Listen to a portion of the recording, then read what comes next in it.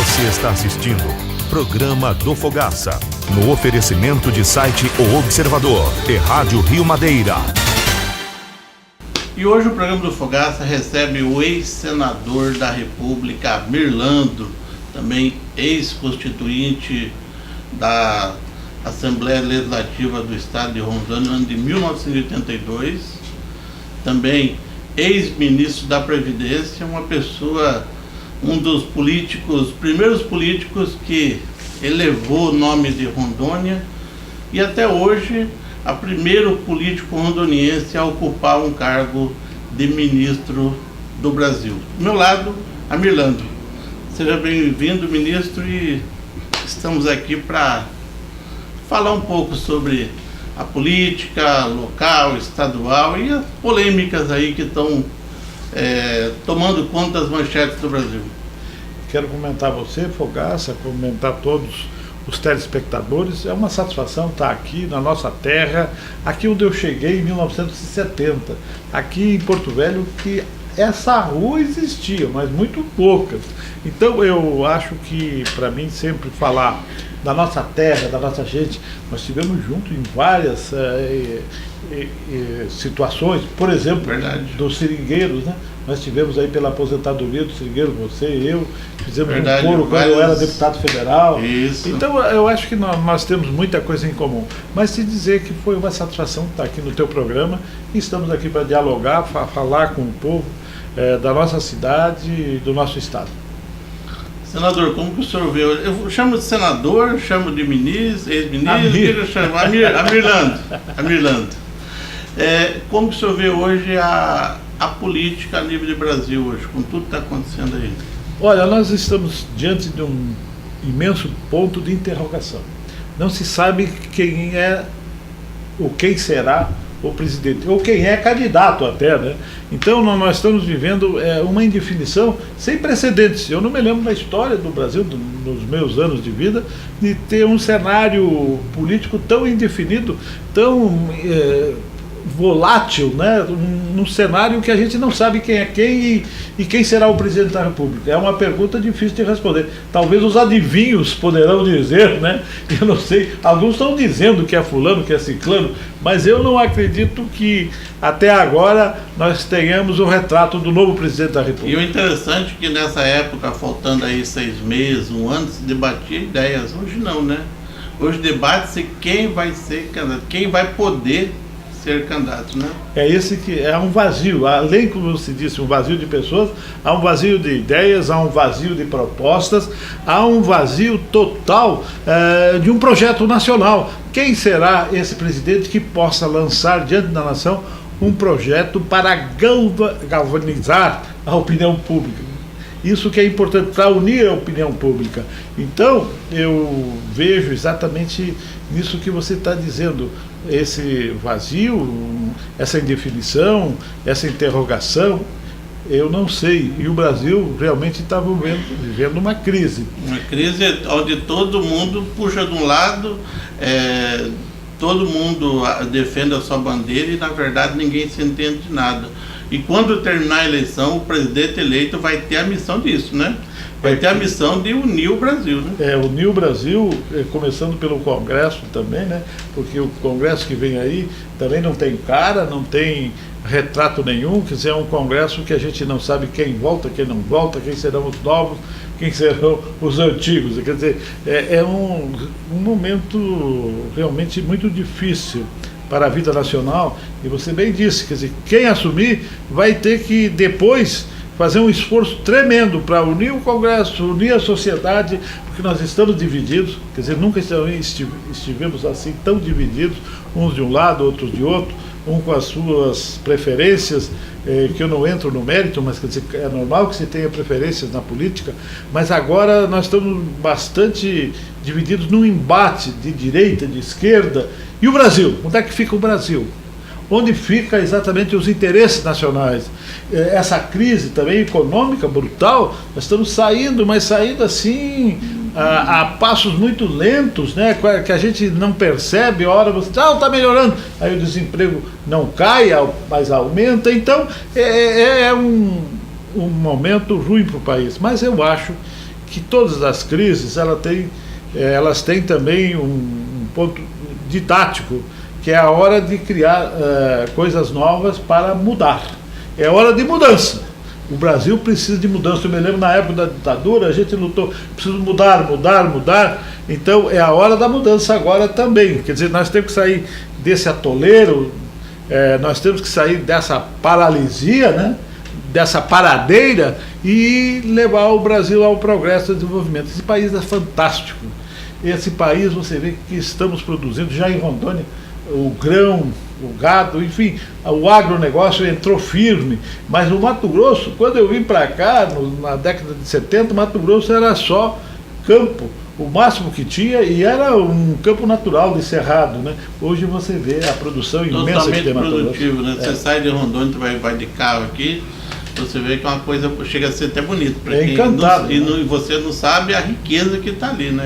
Você não tem a dimensão, soja, né? O milho, o feijão, todo. E isso está vindo para Rondônia. Exato. Isso está vindo para Rondônia. Quando eu cheguei, você vinha o Mato Grosso, sempre não via um pé de milho, você não via nada. Hoje em Rondônia também era mato, né? Fora Vilhena, aquela região de Pimenta, era mato mesmo, mato fechado. Hoje não, hoje é esse jardim florido da produção que eu sempre falo.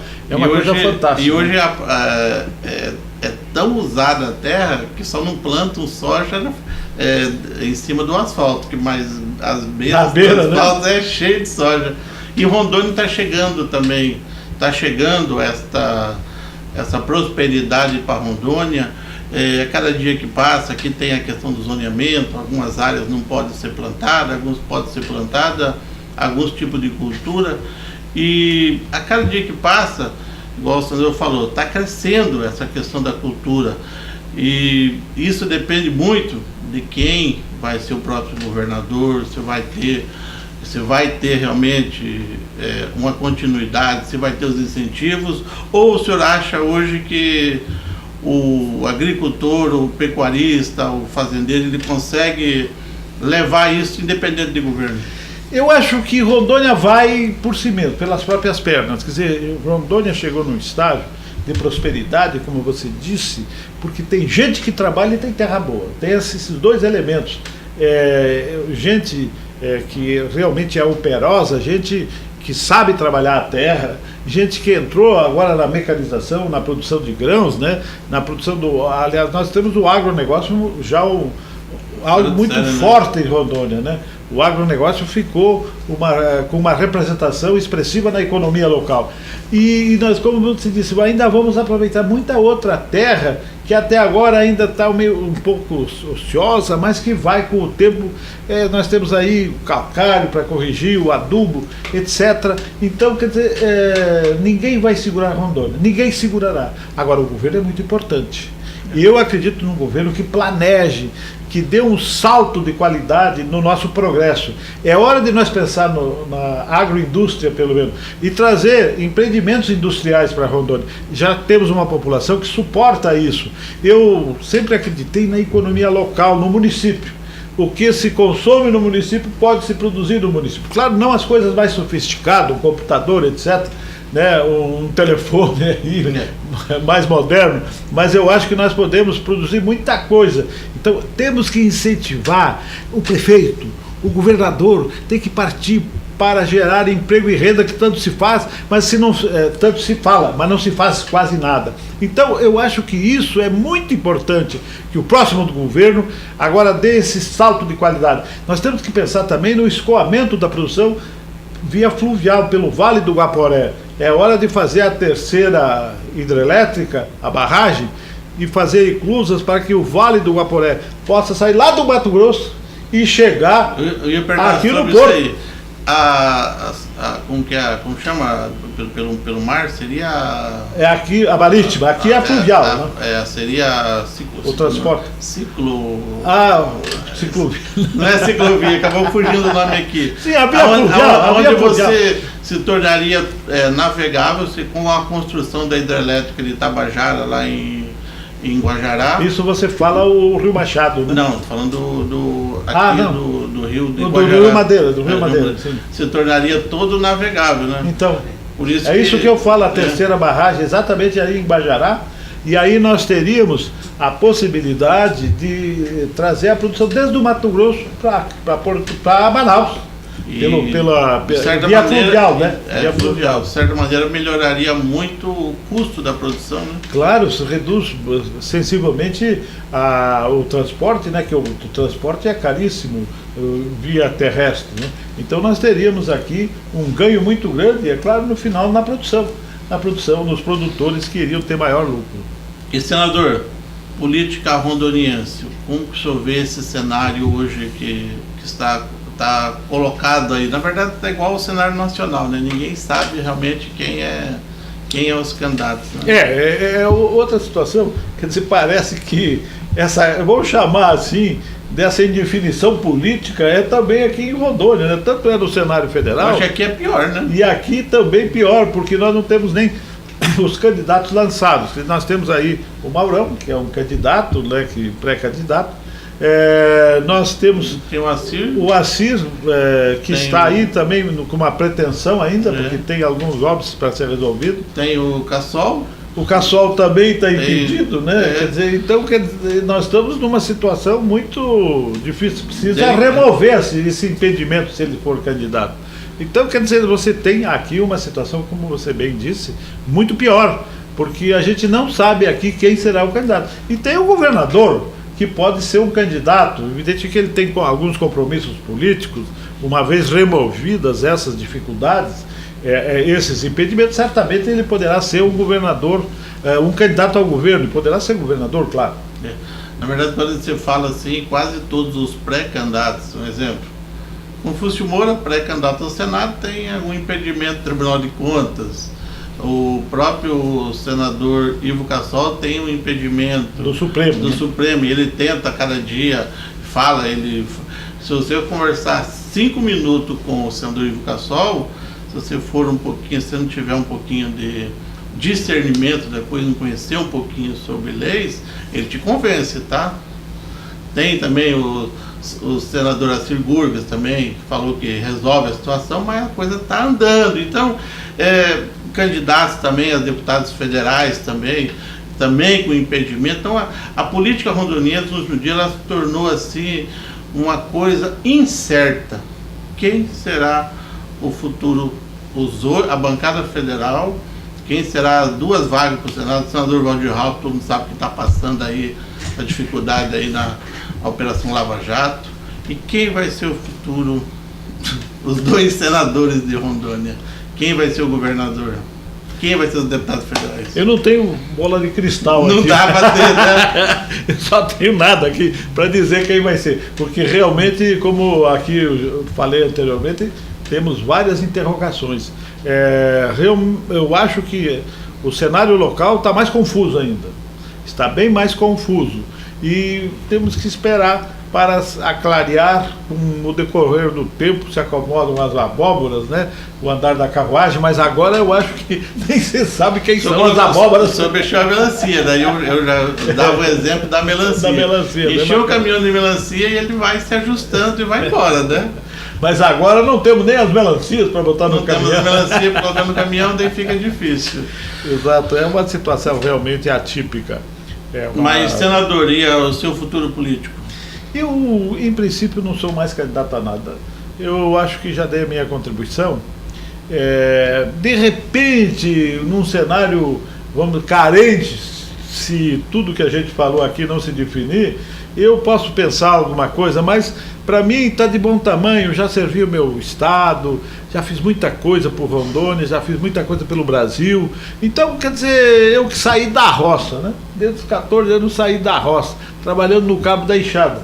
Não tinha trator, não tinha nada nem arado, era mesmo no Cabo da Enxada, nas encostas do Rio Uruguai, lá na divisa de Santa Catarina com o Rio Grande do Sul. Então eu saí da roça, fui estudar graças a uma bolsa que eu ganhei do Juscelino Kubitschek, presidente da República, senão eu não teria saído. Então só saí em razão dessa bolsa de estudos, porque na época não tinha segundo grau próximo de casa, era 200 quilômetros, então era uma coisa difícil. Estou falando da bolsa do Juscelino, eu saí graças à bolsa do meu pai, graças às costas do meu pai. Porque na época ele falou, ó, eu não tive estudo nenhum, meu pai tem a primeira série do primeiro grau. Sempre morou na área rural, mora na área rural aqui em Porto Velho, não consegue ficar um dia na cidade, para ele ficar um dia inteiro aqui é um martírio, é um sofrimento. Então na época ele falou, ó, vocês vão estudar, eu, meu final de irmão, né, vocês vão estudar e vocês vão estudar para vocês ajudar o Brasil e ajudar a própria sobrevivência de vocês. Mas na época o senhor teve Eu tive essa chance, porque o meu pai tinha 25 hectares de terra. E tu sabe que a renda é pequena, não tinha, sem mecanização, no cabo da enxada, como eu disse. Então era realmente uma renda muito pequena. Então ele não teria condições de me patrocinar. Mas nem eu estava perto de Porto Velho. Mas eu falo com esse senador, essas coisas assim interessantes, que quando o político é fabricado, ele não consegue dar o melhor de si. Igual no seu caso. No seu caso, hoje pode falar, vai procurar quem for a Mirlando. Estou falando assim na sua frente aqui, estou falando aqui em público, aqui gravado, está na televisão, está na internet, está na Rádio Rio Madeira, de público. O senhor foi uma das pessoas que realmente engrandeceram o nome de Rondônia. Fogaça, eu me dediquei, eu larguei toda a minha advocacia, causas importantes que eu podia ter ficado rico. Larguei no meio do caminho para me dedicar à política. Porque eu entendo que a política deve ser essa ação virtuosa, quer dizer, uma ação despojada, uma ação de entrega ao povo. Não é uma ação para encher o bolso, não é pensar no bolso, mas tem que pensar na comunidade, tem que pensar na sociedade. Então, o que eu me dediquei, larguei tudo. Me dediquei de corpo e alma, estudei, sempre estudei, li bastante, aprendi e convivi. Porque eu acho que a gente tem que ter a simplicidade de andar no meio do povo, mais humilde, mas ter também a dignidade de entrar nas salas de decisões, como é no plenário da Câmara ou do Senado, com determinação, com pensamento positivo, de ajudar o Brasil, de ajudar o nosso Estado. Eu fui aqui constituído, fizemos a nossa Constituição. Você sabe que o projeto inicial era meu. Depois disseram, não, ele é da oposição, não dá, me destituíram de relator aqui na Assembleia Legislativa. E o meu projeto serviu de base, o que o Amisael se tornou. E a gente trabalhou junto, o nosso anteprojeto serviu exatamente de fundamento da nossa Constituição estadual. Para começar Rondônia, foi o começo de Rondônia.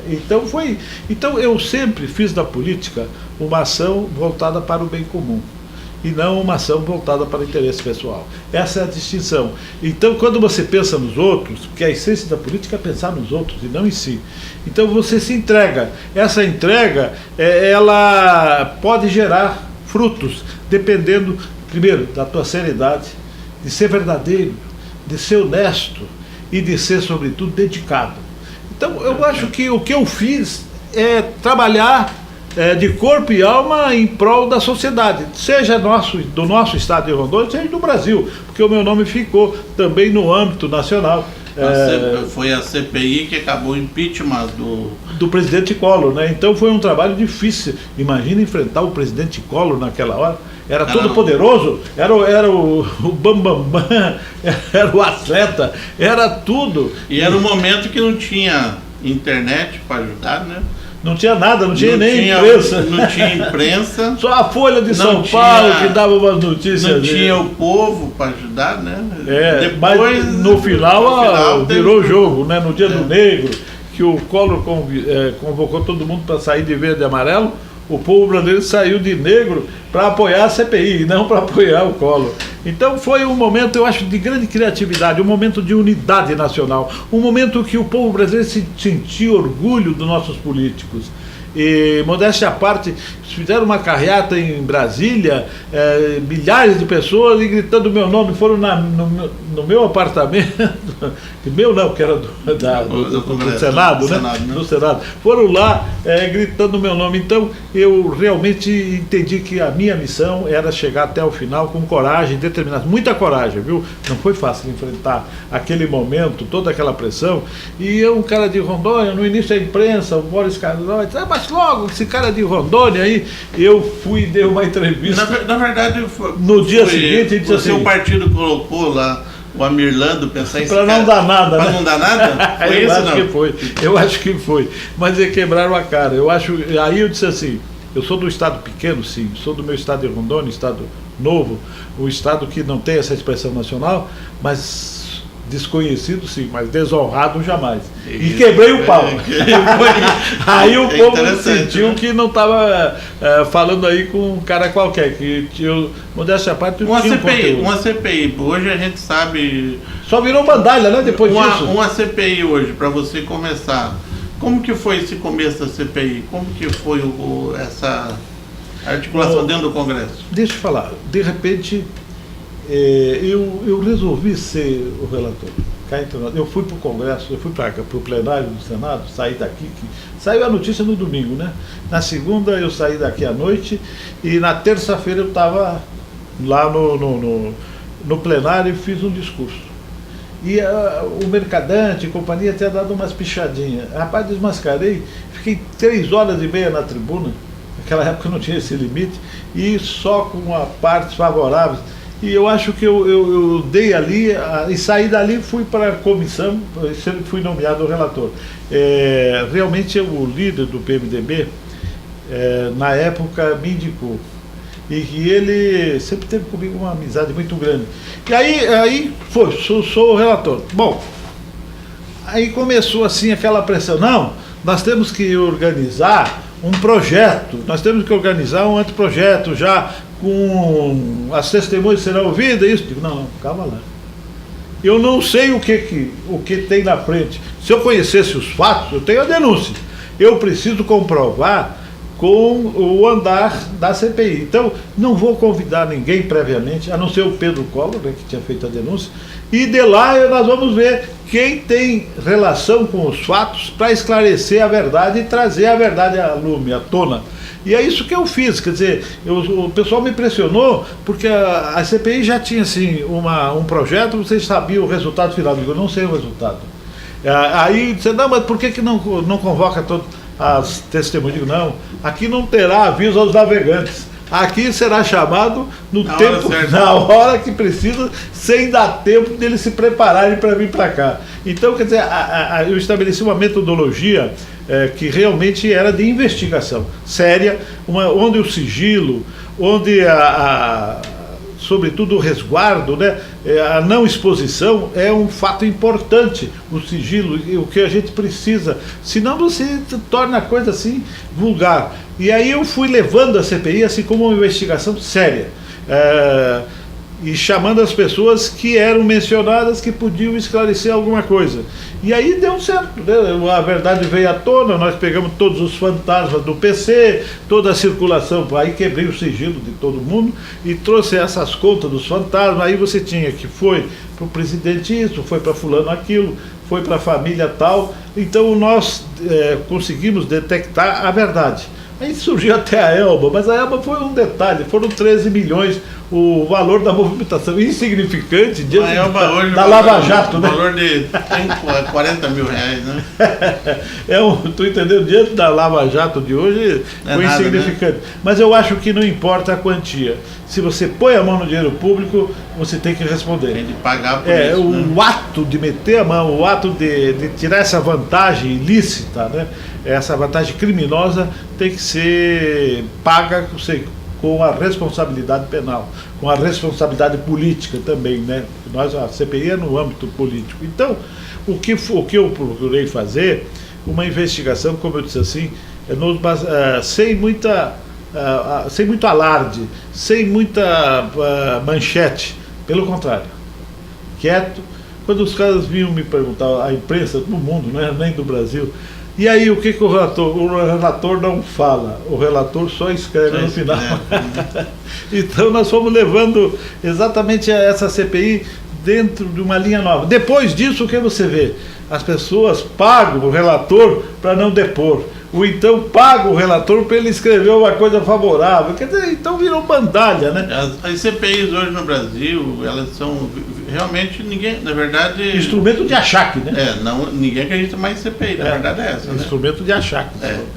cara vai lá, e ficou provado aí, né? Aécio Neves e Não, tantos outros aí, né? Aquele pessoal, o Ginhangelo, você lembra? Tantos outros aí. Tantos aí então a coisa virou bandalha mesmo, né? Mas, senador, obrigado pela sua entrevista, obrigado aí pela sua colocação, e eu fico feliz de entrevistar o senhor aqui no nosso programa, que vai para a TV Gazeta de Paraná, canal 10.1, TV Gazeta Porto Velho 25.1, Rádio Rio Madeira FM 105.9, através dos sites Tudo Rondônia, Observador, TV Jornet, e nas redes sociais através do canal do Jornal Observador no YouTube. Fica aí as suas palavras aí. Eu quero agradecer, Fogaça, e a todos os telespectadores de estar assistindo e nos ouvindo. Mas antes, deixa eu só fazer um parênteses aqui. O senhor foi ministro da Previdência. O que o senhor acha dessa reforma da Previdência? Fogaça, eu sou contra a reforma da Previdência nos termos que está aí. Primeiro, nós teríamos que ser verdadeiros quanto aos números da Previdência. Isso aí é uma mistificação. Eu provei, como ministro, que havia uma roubalheira, um desperdício de 30% do que se tem de recursos na Aonde Previdência. que é desperdiçado esse dinheiro? Aonde? Em benefícios indevidos. Nós pegamos gente que tinha clonado 300 benefícios, 70 benefícios, 30 benefícios. Isso só para dizer uma amostragem. Outra coisa, ninguém arrecada o que é devido à Previdência. Então você tinha lá, de repente, na época era 200 bilhões, mais um pouco. De repente sumiam 100 milhões, de repente sumiam 200 milhões, de repente sumiam 30 milhões. Os caras deletam da dívida, tiram do computador e não se sabe mais quem deve e quem não deve. Então, quer dizer, se perde em benefícios indevidos, se perde, sobretudo, na gestão, o não cessamento, ou seja, não parar com a aposentadorias que o sujeito já melhorou, está bem, pode trabalhar. Aposentadorias, eu falo as transitórias, essas transitórias. Então, o que eu quero dizer é que os benefícios, o auxílio doença, por exemplo, o sujeito já está bem, melhor, e tem que voltar a trabalhar.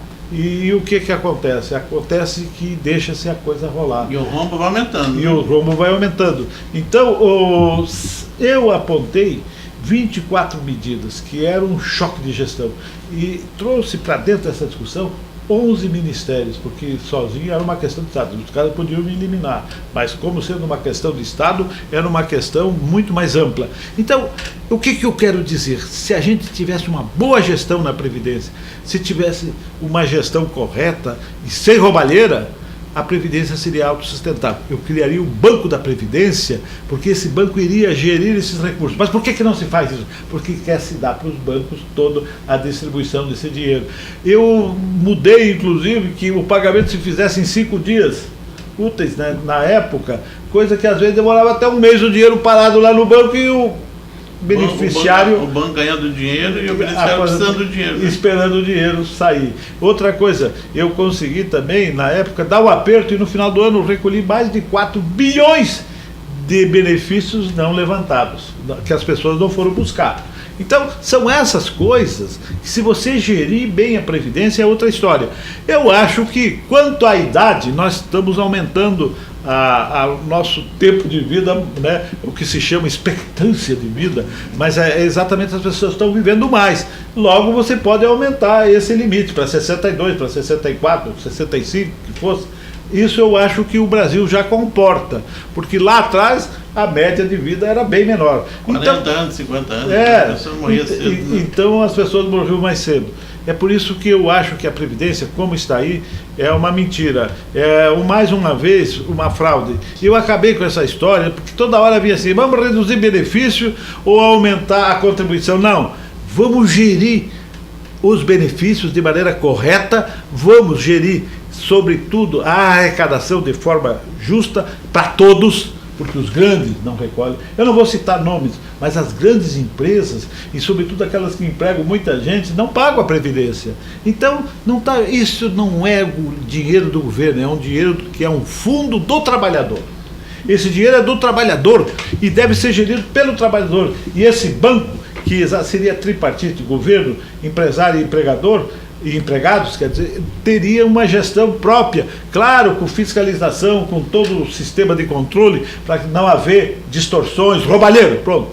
Então eu acho que tem jeito, se nós parar de roubar nesse país, e se nesse país se empregar corretamente o dinheiro do povo. Esse dinheiro é do trabalhador, é o dinheiro que sai da contribuição. Outra coisa, que também é preciso, vou denunciar aqui, fala assim, não, vou fazer uma política fiscal, vou isentar as exportações. Só que o dinheiro do trabalhador, que é da relação de trabalho, fica isento.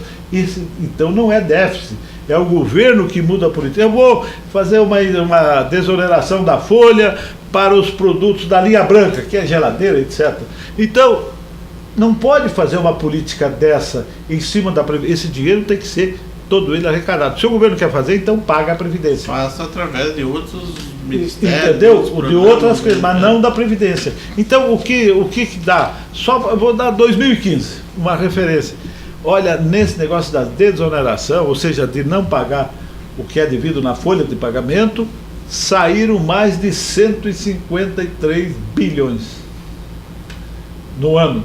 Aí não há previdência que aguente, não. Aí, tu entendeu? Você aí faz política fiscal e tira da Previdência, daí dá déficit. Então, não é que eu quero dizer, uma gestão correta, uma aplicação correta desses recursos, a Previdência com certeza será superavitária, ou seja, vai sobrar dinheiro. Beleza. E aí? Então foi um prazer imenso, Fogaça, estar aqui com vocês, com o nosso povo, com a nossa gente, discutindo esses temas que eu acho que são importantes. Nós temos que esclarecer. E eu não sou hoje político da ativa, mas sou um homem político, porque sempre fiz da minha vida essa devoção ao nosso povo de Rondônia, ao nosso povo brasileiro. E quero dizer que, como tal, eu respeito muito e, sobretudo, dialogar com vocês é uma satisfação. Muito obrigado. Você está assistindo Programa do Fogaça, no oferecimento de site O Observador e Rádio Rio Madeira.